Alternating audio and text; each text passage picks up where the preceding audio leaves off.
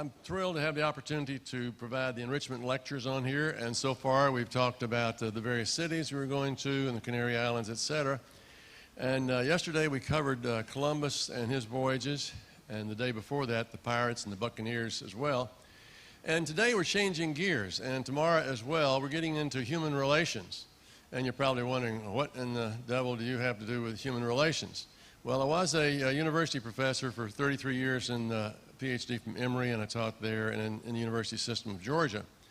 And yet you don't make a lot of money in teaching. Have you noticed? Any teachers in here? You know what I mean? You do well as a teacher, they treat you like an elephant in the circus. You get a pat on the back and peanuts. But it has other rewards. It has other rewards. And I really felt called to be a teacher and a college chaplain, and instead didn't make a lot of money, so we decided to get started on the side and find a way to make some money, and we tried the stock market. I can tell you how to make a small fortune in the stock market. It's really easy if you start with a large fortune. No, we lost our shirts, got in real estate, lost our pants, and then, literally, then a financial planner says, well, you ever thought about starting your own business? And I said, what would you do? And then he says, well, I've got something I'm working on. So we started our own business, and within half a year, our income, passed what I was making at the college, and my wife was able to leave the mental institution where she worked. And in the process, actually, it's not easy. The patients didn't want her to go. We like Ms. Deaton. We feel like she's one of us. I feel like that on occasion. But as it turns out, she said she was needed more at home. Anyway, to make a long story short, our business was in the area of marketing, and we worked with a lot of independent mom and pops and businesses, and the business thrived. And because of our success, we got invited to consult with groups and speak literally around the world. And typically, what we were talking about was not so much business as successful business relationships. And people can destroy something by the way they interact and work with other people. And so by teaching people how to get along with other folks they work with, we found that, wow, that helped businesses succeed. But the other thing we also notice is that people are often very self-destructive for reasons they're not even conscious of. And so that's our topic tomorrow, how to make a masterpiece of your life. But today we're going to talk about how to understand people and like them anyway. And you notice my wife's name is up there because she is really gifted in this area, and both of us have masters in counseling before my PhD in history. And as part of that, we worked in the psychiatric units, you could tell. And actually, Pam was on the staff at Emory University in psychiatry for years, and did very well there, especially in group therapies and things like that. But she's, when I found her, I thought I'd found Mrs. Right 48 years ago. I just didn't know her first name was Always. But anyway, we've been married that long, and she's well educated. She's from Texas. You can always tell a Texan, just can't tell him very much. But anyway, she went to school in Massachusetts, and at the Sorbonne in Paris, and the University of Geneva in Switzerland, and Columbia University in New York, and wound up with a master's in Georgia State in counseling, and she's got more degrees than the thermometer. But I'm going to invite her to come up, and you can benefit from her inputs on this, and she's going to introduce the topic, and then I'll jump into it. This is Pam Deaton.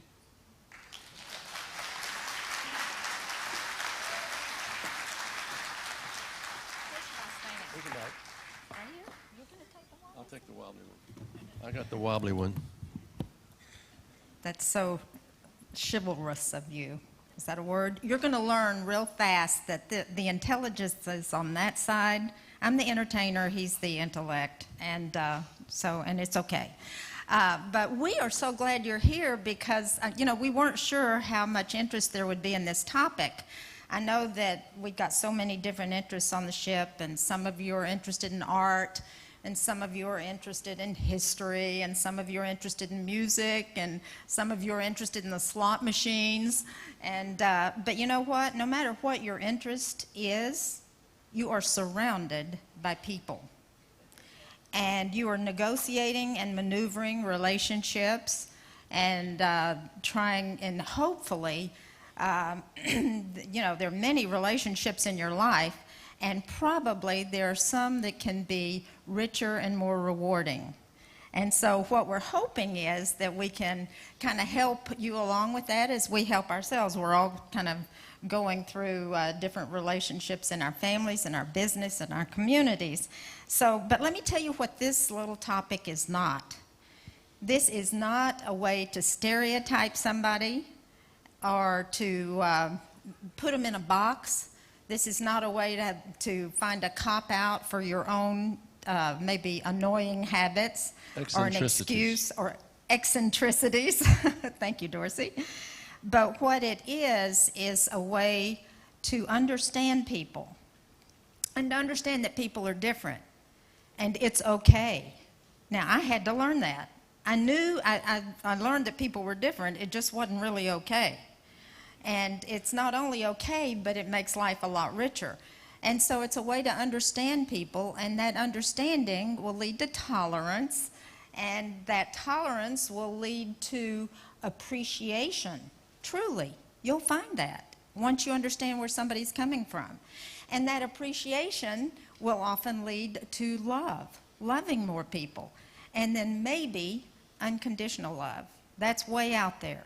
But I think that could be what all of us are put on this earth to learn. And we're learning that pretty well ourselves. But anyway, people are different, and it's okay. Any one of you who have children understand that people are different.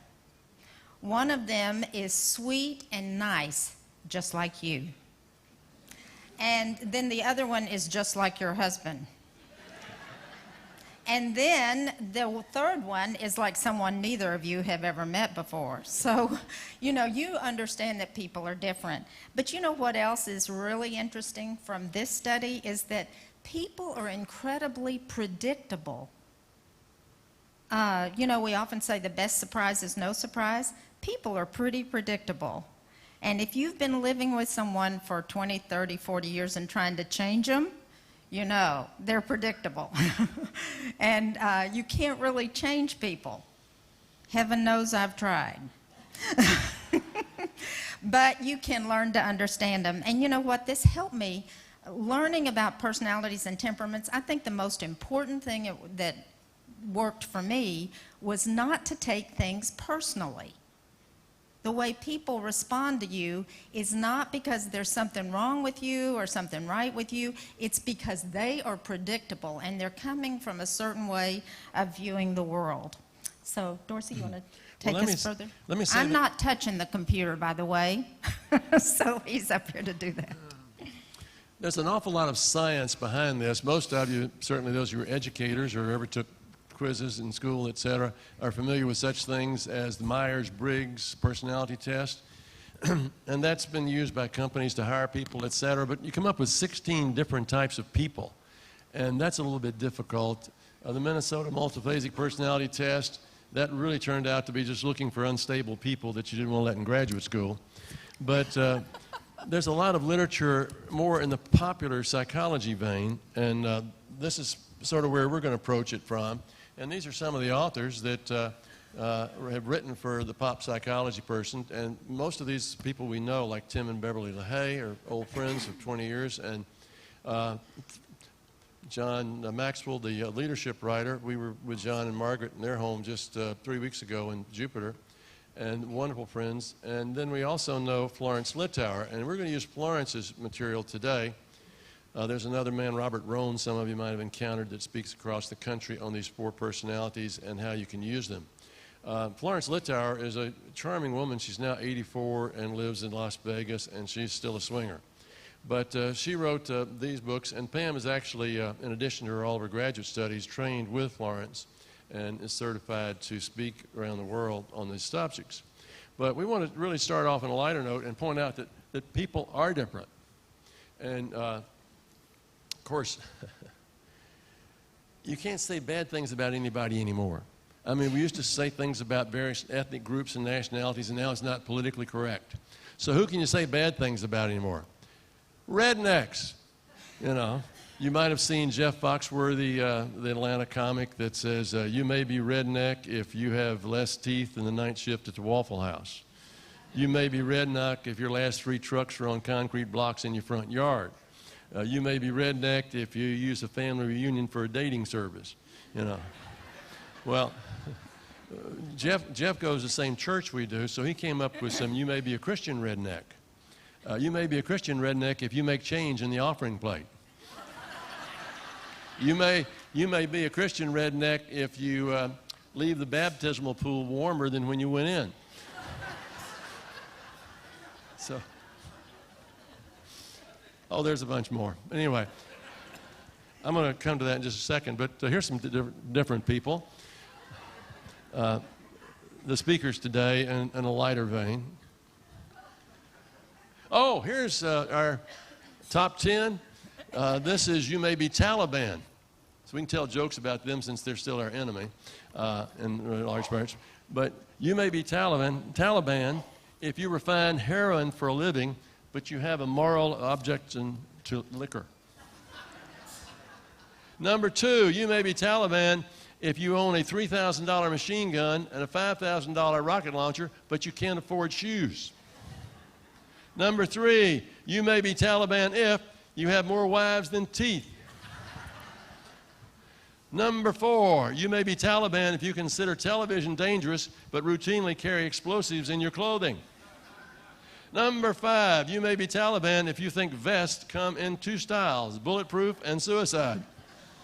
And the last one, you may be Taliban if you wipe your bottom with your bare hand but consider bacon unclean.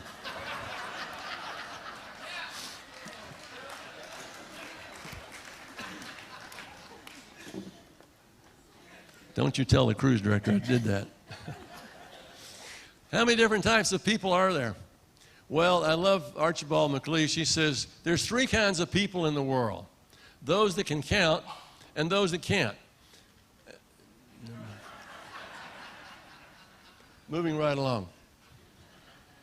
We're going to talk about 4 styles of behavior, which basically use the same principles behind the Myers-Briggs studies and things like that, but it simplifies it, and it actually goes back to and uses some figures used by Hippocrates. Can I say that much? Sure. Oh, please do. Hippocrates noticed 4 different personalities. This is 400 years before Christ, of course, the father of medicine and the Hippocratic Oath, etc. And he thought that the people got the personalities from the fluids that were predominant in their body. Like a warm-blooded person, he calls sanguine because the word for blood in sanguine, Latin. Or he had other biles like phlegm, etc., and melancholy, different colors of biles, etc. So he gave his names, and we're going to use his names because that's what's common in use, but try to learn how to pronounce them. But I'm going to let Pam sort of, am I doing this part? Yeah. Okay, we're going to ask you to participate, and no nudging your husband and saying, that's you. Men, you can nudge the women. You'll get away with it once. I tried that one time. I didn't see my wife for 3 weeks. About the 3rd week, I got a little light through my right eye. I could just, see. Anyway. No, what we're going to do is we're going to give you a little simple test. Now, you got to be honest with yourself and make a choice or decision. And so we're just going to give you some simple questions, and these questions will help you fall somewhere on a scale. All right? You with me? Okay, first question is, are you outgoing? Carl Jung said a person is outgoing, extrovert he called it, who is, it's really moving, whose energies are focused outside themselves.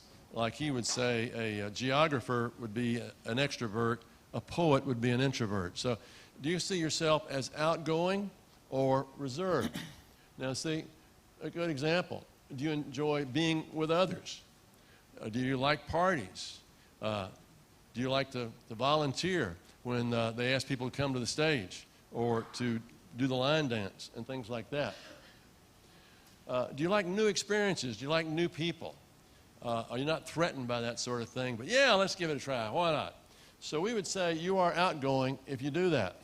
Do you like going places, new adventures, new things, etc.? Now, by a show of hands, how many of you would, how many of you would say you're outgoing? I bet the outgoing ones would like to stand up. Wouldn't you? Wouldn't you really like to stand up? Stand up if you're outgoing. If you're outgoing, stand up. Oh. Look at it. They're going to have a party. Thank you, thank you. All right, they're going to lead our party at the end, okay? Okay. Thank you. Thank you. Be seated. Now, the other end of that continuum is being reserved. And this is the person that hangs back when they call for volunteers. This is the person who's not the first one to speak up in a discussion group. This is the person that likes to observe first before doing things. So are you reserved? Do you enjoy being at home? Oh, a good book, good music, in my own chair. My own chair. Oh. Do you like reading or listening? Do crowds tire you? You know? So this is a person that's reserved. What else would you say is an example of reserved? Maybe a table for two in the dining room. Or maybe being in the library instead of in the karaoke bar. Okay, those of you who think you're reserved, you only need to raise your hand. Okay. Yeah, we will not make you stand up. Okay, so this is one value, outgoing versus reserved, one value which we will use to sort of define what personality type you have. Now, there's another scale we're going to use, and this has to do with whether you are task-oriented. Do you like to get things done? Do you like to look back and say, I did this, I did this, I did that? When you look at a project, are you thinking about, I'll do it this way, I'll approach it that way? Or would you rather think, boy, I'll get to work with Sam? See, that's not the same thing, you know. But looking at the task, being task-oriented is what we're referring to.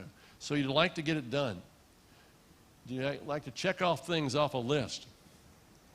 Do you even like, at the end of the day, when you have done something that's not on your list, do you put it on your list so you can check it off?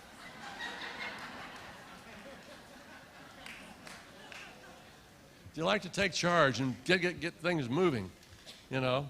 Are you the one that steps up to get the committee moving forward on something, and we got to handle it this way, that way, that way, let's do it, who's one, you know, delegating, etc. Okay, and the other question has to do is not, are you task-oriented? Ask how many are task-oriented. Oh, thank you. How many of you consider yourself task-oriented? Wow. Okay. You're welcome to, thank you. You're welcome to change this after you see the other one and so forth, but I'm all for them. No, okay. Now, the other side of this equation is instead of being task-oriented, it's being people-oriented. I mean, we go to a restaurant. I remember how to get back there 10 years from now. She remembers who we were with, you know. So you see the difference between task and people, etc., things like that. Okay, so do people energize you? Oh, parties. Oh, I'm going so-and-so, and they'll be there, and they'll be there, and I'll get to see so-and-so. I hadn't seen them in so long. In other words, people energize you. You look forward to being with certain people, and you remember events by who you were with. Are relationships important to you? You got to set wrongs right, make sure there's no pain, no hard feelings going on with anybody. Do you notice who's in the room? And you notice who notices you. Okay, well, anyway. So those are the four persons. Can I see who considers themselves people-oriented rather than task-oriented? If you're a people-oriented person, you like to think of people in your life more than getting things done. Okay. If you're conflicted, I'm so sorry. Nurse! No, actually, we're painting things with a broad brush here, and so we're going to find is there's degrees of everything. But what we're going to do is take this and do this. we're going to create two continuums from outgoing to reserved. And then from the left side, we're going to go from task-oriented to people-oriented. Now, what's going to happen is you look at this and you will fall maybe all over here. That's not likely. More often, you'll probably fall somewhere like a little bit here, and most of it on that side. So what we're trying to look for is where most of your behavior falls. In other words, you could be down here, some of both, but more of it's on this side, so we'd group you here. Now, so, all right, remember if you said you were outgoing and task-oriented, you would be inclined to fall in this category. If you're outgoing but people-oriented, like the party and the energy and all that, you'd be over here. But if you are task-oriented and reserved, you'd be inclined to be over here. And reserved and people-oriented, you'd be like here. Now, we hope these will come clear because we're going to give you lots of examples. And the goal of it is to help you sort of see who you are and who other people are. But no one is all of anything, and no one's completely balanced either. But remember, people are different, and that's okay. We're not putting value judgments on any of this because all of us have something to contribute, as you'll see as we go through this. Okay, Pam, do you want to go into them? Oh, okay. Do you want to put the form up Okay, there? so if you're in the left quadrant between extrovert and task-oriented, according to Florence Littauer's terms, you are choleric. And now all these terms have to do with these bodily fluids, so none of them are really sound that complimentary, but we're going to appreciate every single one of them. Can we learn to pronounce that right? Because people say caloric. Yes, Florence Littauer would not certify us to work for her or with her until we said choleric instead of choleric. Most people say choleric, but anyway, I'm going to say choleric caloric has to today. do with the calories you eat. Totally different. Yeah, right. Can we all say choleric? Choleric. It's from the same thing we get the word cholera. Okay, and the choleric, Well, I'll put them all up and then you can go into them. Okay, and then the sanguine is the extrovert who is people-oriented, and then the, Dorsey? That's warm-blooded. Click again. That's the warm-blooded people. Yeah. And then the melancholy is the task-oriented introvert, and the phlegmatic is the people-oriented introvert. Is it not working? Anyway, the choleric is the doer. Just to give you a summary word, the choleric is the doer, the sanguine is the talker, the melancholy is the thinker, and the phlegmatic is the watcher. Okay? Now, let's start with the choleric. The choleric is the doer, the controller. He always has goals. He's determined. He's dominant. He is goal-oriented. Bottom line results only is what he's interested in. Bottom line results only. His biggest fear is being out of control, and he is often wrong, but never in doubt. You may know somebody like that. Now, his strengths are he is a great leader. He gets things done. He is decisive, and so you can count on him, and he will lead people and loves to be in control of others. His weaknesses are he's a wee bit bossy, and he's quite opinionated. And the thing is, though, as I said, he's often wrong and never in doubt. He's goal-oriented and will reach his goals, but there may be bodies strewn along his pathway as he has done it. And so you often find cholerics, you know, at the head of their organizations, whatever. But I do have a word for you out there who are choleric, and would you like to raise your hands? That's bosses. See, here's the thing about cholerics, and I know because I am one. Here's the thing about cholerics. When somebody lists the weaknesses, we say, those are weaknesses? We're proud of all of it, you know. So anyway, but I do. I can't believe we had one choleric hold up his hand. No, we had more. Do we have people here who are bosses, who are controllers, who are leaders? You're pointing at your wife? Can we have, who are the cholerics? Okay, good. Actually, they're about 10% of the population. And I have a message for you. There is a God, and it's not you.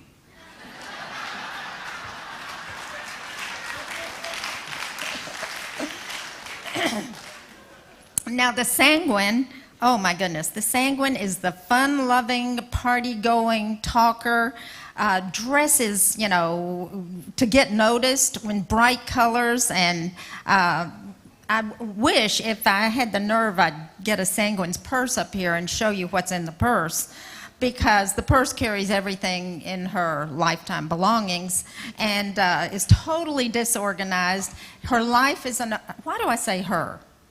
Because there are male sanguines, very much so, but their lives are an open book and they cannot wait to tell you about them. And they are so, you know, they're attractive, they're charismatic, and there's just lots of energy. They love, love, love to talk, and they love to tell you their stories. But have you ever noticed that when they're telling you their stories, they kind of hold on to you because they don't want you to get away until they've finished? And they always make the story sound better than you observed yourself. Because if you were there when they're talking about something, there may be a moment of truth in it, but the story is meant to entertain. And so they are entertaining. Their mission statement is let's have fun. Their fear is being unaccepted by others. And their strengths are they are inspiring, and they are leaders, because everybody wants to have fun and follow the sanguine. They're great cheerleaders. They're great cheerleaders, but the problem is when they're leading or when they're getting started in something, they lose interest before they finish. So that would be kind of a weakness. Anyway, they have lots of friends. They call a lot of their friends honey, sweetie, you know, things like that, because they can't remember their names. But anyway. And she'll say, my new best friend. Who is it? Oh, I can't remember. I mean, everybody's their new best friend. Now, their weakness is attention span of a gnat. You have to really entertain them to keep them concentrating and thinking. And if something's not fun, they lose interest, which is not good for marriage. So we'll talk about that later. Anyway, a little bit messy and very poor listeners because they're really thinking about what they want to say next. And you know what? All of this stuff is great. I mean, we love being around sanguines. So, you know, this is what makes our world so interesting. So I bet you that there are some sanguines out there who would not mind raising your hand. No, let the sanguines stand. The sanguines want to stand? If you want to stand, stand. Yay! Let's get the sanguines would love recognition. Give them a hand. We got more than that. We do. They don't have to stand. But anyway, I do have a word for the sanguines. Try very hard to focus. Okay? Okay, now, let's get to... Hey, they're the life of the party. We all need sanguines at our parties, or they're kind of slow. Now, the next is the melancholy. And of course, we said that is the thinker. That is the compliant, analytical personality. That is the detailed person who dresses. You can almost tell by the way they dress. They're very neat, and they don't like a lot of extra attention, so they don't wear bright colors or things that attract other people's attention. They are very deliberate, and they're kind of slow to make friends because they just want to make sure that they know who you are before they make friends. Their mission statement is why do it if you can't do it right? They want to do things right. They want to read all the instructions. What a concept. I've never read instructions. But anyway, they want to read all the instructions, and they want to cross every T, and they just want things to be right.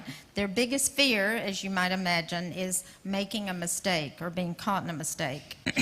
The strengths are they're very disciplined. You'll find lots of artists who are melancholies who will practice and learn and pay attention to the details. And they're neat, and once they are your friend, they are loyal friends. Their weaknesses, if life's not perfect, they're depressed. Stressed. And we know that life is almost never perfect. So the melancholy tends to have be a little bit on the pessimistic side, a little bit depressed. And if things aren't going right, usually there is a headache or something like that. And they seem aloof, but it's because they're just kind of slow to make friends and they're reserved. And my word, now, I'm not going to ask the melancholies to raise your hands unless you want to, but if you want, I've got some partners raising their partners' hands. But raise your hand if you're melancholy. And thank God for melancholies, because we would never be able to have any good instructions or any details handled or whatever like that. May I point out that people who are melancholy like to choose conquerable careers, engineering, dentistry, airline pilots, etc. But on the other hand, sometimes a person might have a different personality type, but then he chooses something like being an airline pilot, which he has to master the details, and he will do them because it's a necessary evil, not because it's a fascination and a joy. But so sometimes your career training will move you slightly over from what your natural inclination is going to be. But we don't want sanguines building our airplanes. We want melancholies building our airplanes. And we don't want sanguines doing our surgery. So I hope you understand how much you can appreciate every single personality type. And then next comes the phlegmatic. The phlegmatic was born nice. The phlegmatic is not too talkative, not too bossy, not too showy, not too anything. The phlegmatic is stable, supportive, easygoing, and I might add, long-suffering. Lucky for me. Anyway, the mission statement of the phlegmatic is peace at any price. And the strengths are, they are persistent and dependable and calm and loyal, and all of that, is very good. The weaknesses are that they sometimes will make compromises to avoid conflict. They hate conflict, no conflict. And they don't have an excessive amount of energy or motivation. For a phlegmatic, a party is him and one other person. Now, I don't know if you understand, but I can be exhausted and walk into a room filled with people, and all of a sudden I've got energy. A phlegmatic or a melancholy can go into a library, and all of a sudden they've got energy. So, it's just different things. And so my message for, how many say you're phlegmatics? How many think you're phlegmatic? Good for you.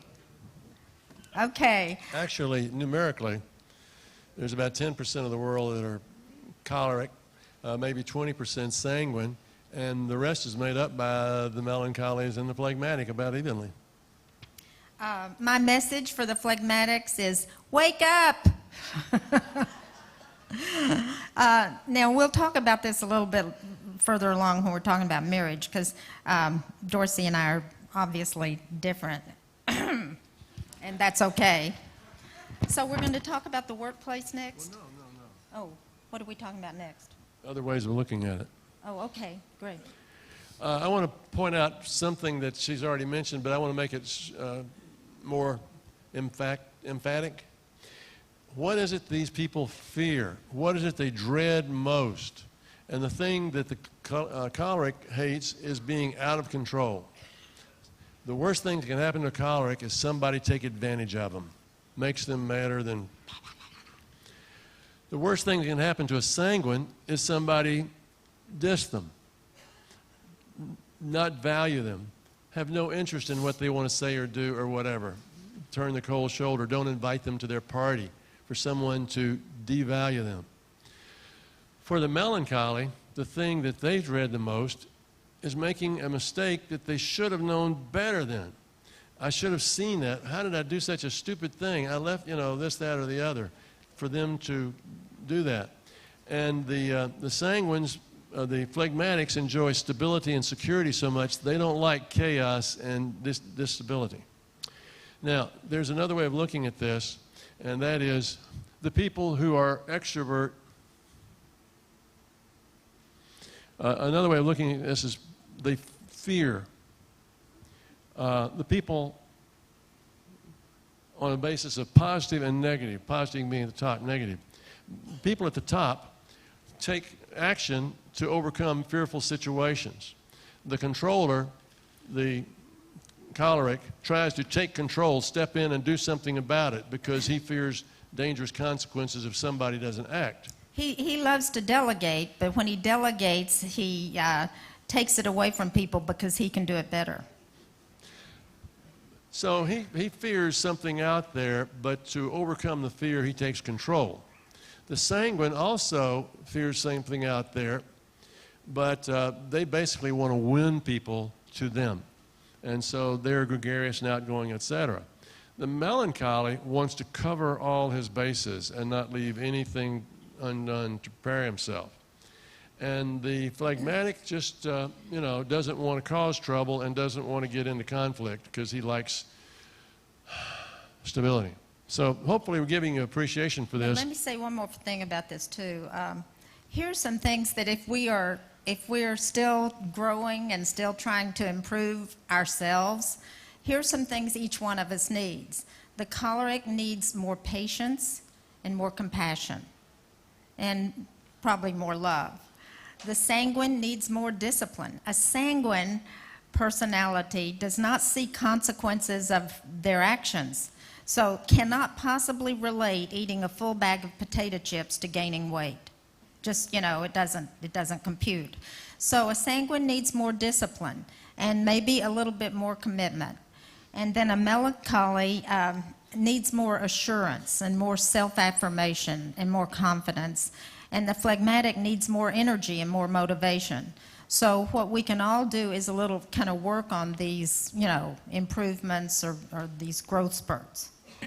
Now, there's some other ways of looking at this. There's a group out of Minneapolis called Performax who call it the DISC system. And so the D is the choleric, and the I is the sanguine, and the C is the melancholy, and the S is the watcher. And what that basically means, dominant, inspirer, cautious, and supportive. So this is one for division that you'll see in a lot of places, D-I-S and C. Robert Rohn in his books uses this one. And then there's another group that's very popular, particularly on the West Coast, that likes to call the choleric a driver. The entertainer is what they mean by the sanguine. The researcher is the melancholy. And the amiable, likable, everybody's good friend is the other one. Now, so this is interesting because take characters out of literature or out of history. So I'll use some biblical examples. Who in the Bible is a good choleric? St. Paul, because, he launched out, charged across the world, planting churches, overcoming shipwreck and prison and all sorts of things. So he is a great example of a leader. How about Peter as a sanguine? He was the life of the party, but then he was fickle enough to deny his master. And so, and you see him in the book of Acts being kind of fickle too when it came to confronting some of the Jews. Well, so St. Peter is the, and we can call that spontaneous. Okay. Too. It's better for us sanguines. Who is the lawgiver? Who has 4 books of the Bible, of thou shalt not and thou shalt, etc.? Moses, the lawgiver. And then who, of course, would be the stable guy? How about Abraham? He waited 120 years to finally get a son. So, but you can see, the stable, peaceful. He tried to prevent strife between his herdsman and his nephew Lot's herdsman. So you can find characters like this through the Bible, through literature, etc. Now, and I hope you see how every one of them is crucially important. Okay, take a picture of this in your mind. You got it down? You know what you are. You know what your spouse is. You know what your children are. Okay, we're going to talk about the implications. Working effectively with others. And this applies to organizations like your job, your church, your family. We'll look at organizations first. Take, for example, the church. You do not assign a melancholy to greet people at the door. He's exhausted after 2 people come through. You put a sanguine out there. You know, where do you put the melancholy? Let him count the offering, you know. You know, think about committee meetings. The choleric you want leading the committee. It's the melancholy you want taking notes, you know, or be treasurer or something like that. You give people a task for which they are comfortable and which they have some degree of confidence and no unnecessary stress. How about hiring people? Well, if you're looking for management, middle and upper management, you look for leadership qualities and good people skills.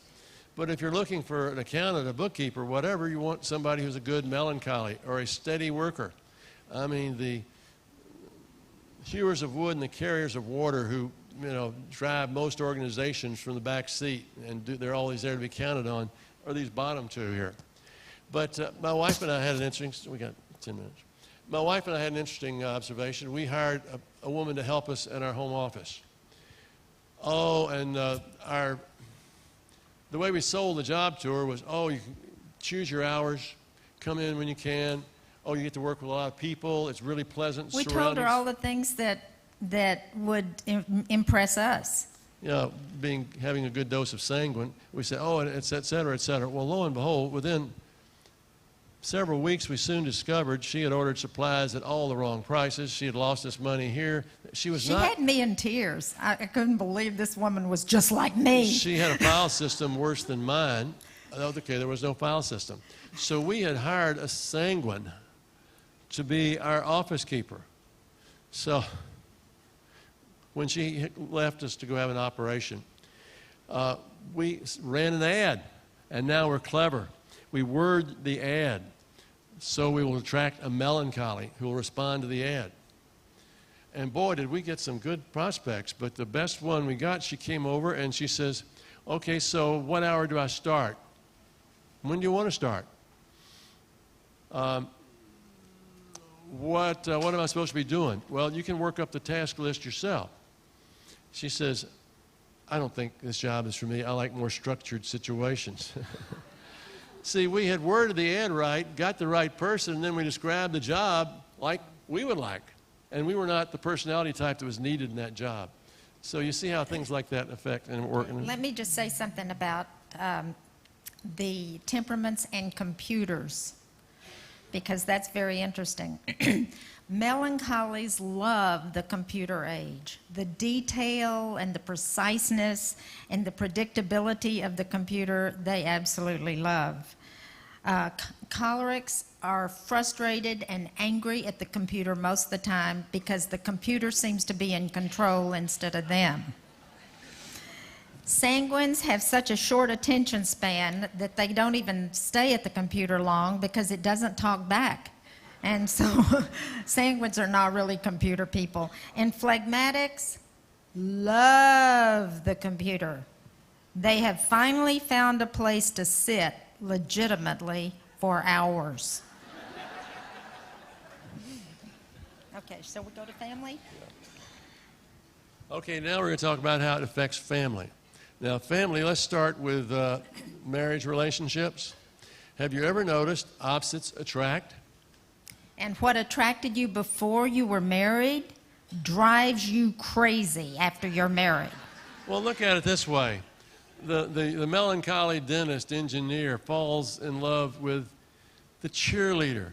She would make his life so exciting because she's always fun to be around. Oh, it's wonderful.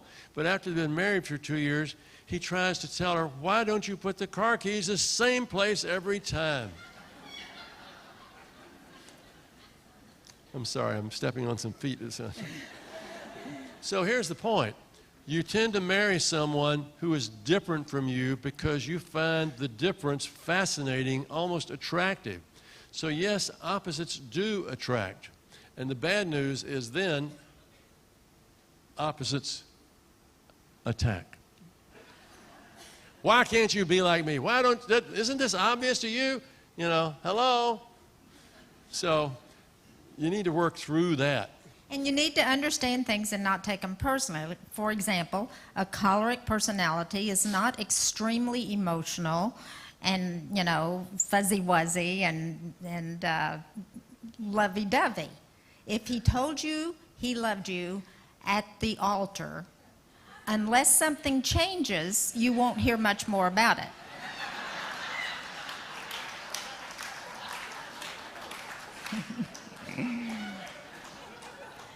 The melancholy does have a way of keeping up with mistakes and things that could go better. And so that is something that could cause a little problem. And the melancholy does kind of keep score and put things into roles. You know, this is your role, this is my role. And Dorsey and I just really believe it's not roles, but goals that make a happy marriage. So that's what we try to do. It's not 50-50. It's got to be 100-100.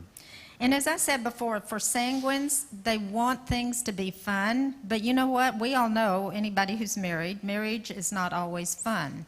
Marriage is very often work and compromise. So, you know, sanguines really need to realize that it is a commitment, for better or for worse. Dorsey and I were educated people who got married, and we were opposite, as you can begin to understand. And when I can be passionate about a doorknob or a light bulb, and I can respond, you know, passionately, well, Dorsey's really laid back. So when he saw me responding, he thought, well, thank you, Lord, she's going to do it for me. So he even became more laid back. And then when I saw he wasn't going to respond to things, I thought, well, my gosh, I've got to do it for both of us. So I became more passionate and more aggressive in my response, and he became catatonic, and I became a monster. And so even though we were educated and we felt like God had brought us together, we went into marriage seriously, but you know what? Without understanding personalities, we were polarizing each other. And so when we began to understand where we were both coming from, then we both tried to start kind of meeting in the middle and at least understanding how it was affecting us. There's a good book you might want to read to have a fruitful discussion by Tim LaHaye called I Love You, But Why Are You So Different? I Love You, But Why Are You So Different by Tim LaHaye. Now let's get to the children, because you know what? This is so incredibly important and pertinent. Children were born with certain predispositions and tendencies to respond to life in a predictable way. So coming out of the womb, that's who they are. And if you don't understand that, then you try to make your little melancholy child go out and play with the children outside when he would rather color inside the lines in his little coloring book and stack his little blocks exactly in order. And that makes him happy. And if you're trying to force him into social situations, then, you know, because you think that that's what would make him happy, then, you know, you need to understand more where he's coming from, or your grandchildren. And so a little choleric child, oh my goodness, everything is a debate. And he says, you sit here, I'll sit there. I'm gonna wear this. I want to do it myself. And so that's the choleric. And then the little sanguine is just making friends almost immediately and just runs into kindergarten she can't wait to get in there with all the people. And the little melancholy child really would rather stay home. And if you don't have a phlegmatic child or grandchild, go out and buy one.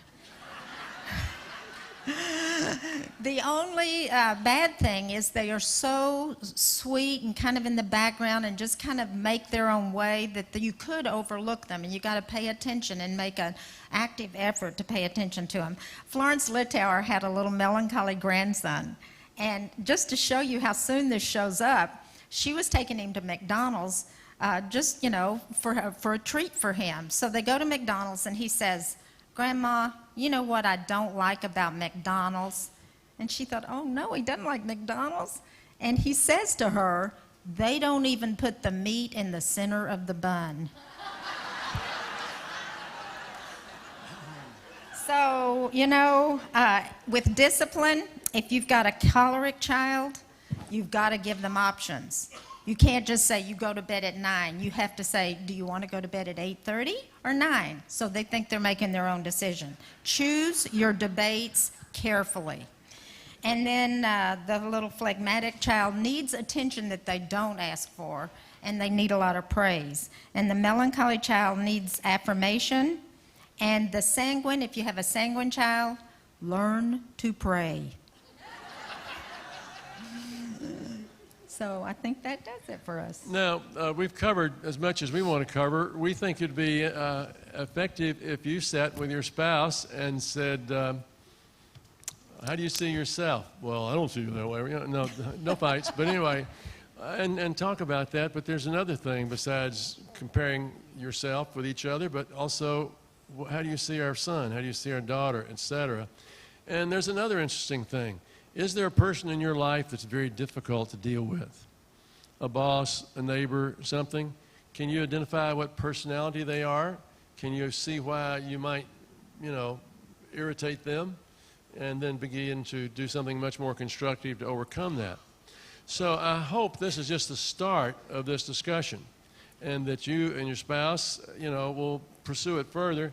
And if you do want to read probably the most readable book, it's by Florence Littauer, Littauer, and it's called Personality Plus.